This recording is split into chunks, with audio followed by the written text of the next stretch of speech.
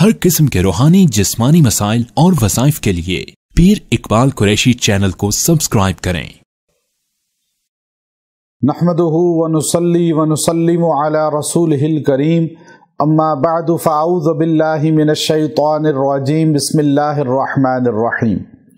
शव्वाल की 10 तारीख़ का ऐसा ख़ास अमल बता रहा हूँ जिसकी बदौलत अल्लाह तबारक व तआला आपकी हर किस्म की बंदिश और रुकावट को जड़ से ख़त्म फरमा देंगे। चाहे वो रुकावट और बंदिश नज़र बद से है, जादू से है या जिन्नात से है।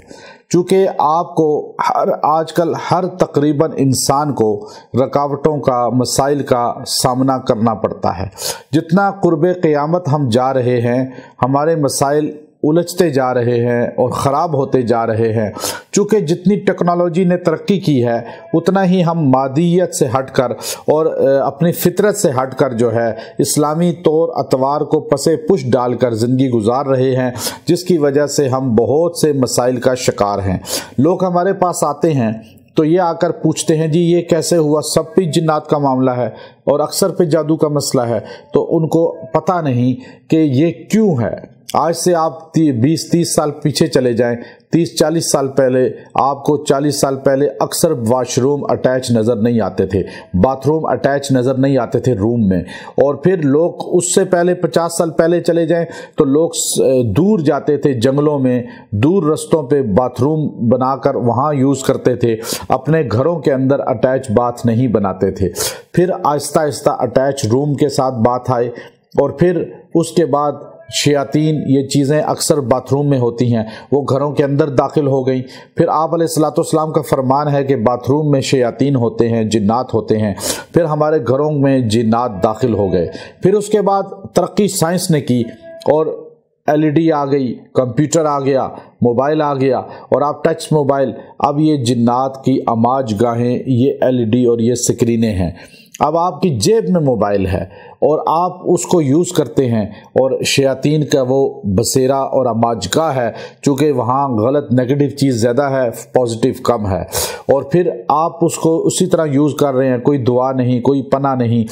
और बैतुल खला की दुआ पढ़ के लोग जाते थे, पना होती थी, लेकिन यहाँ भी पढ़े बगैर दाखिल हो रहे हैं।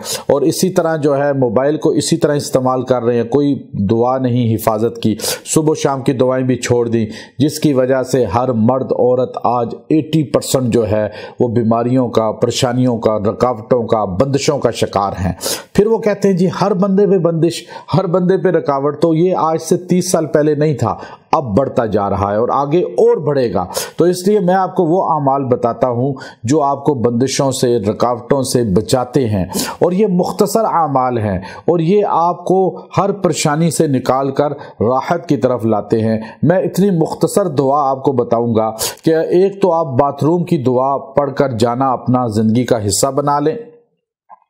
खाना खाते हुए बिस्मिल्लाह रहमान रहीम पढ़ के लाजमी खाना खाएं और खाने के बाद अल्हम्दुलिल्लाह पढ़ें।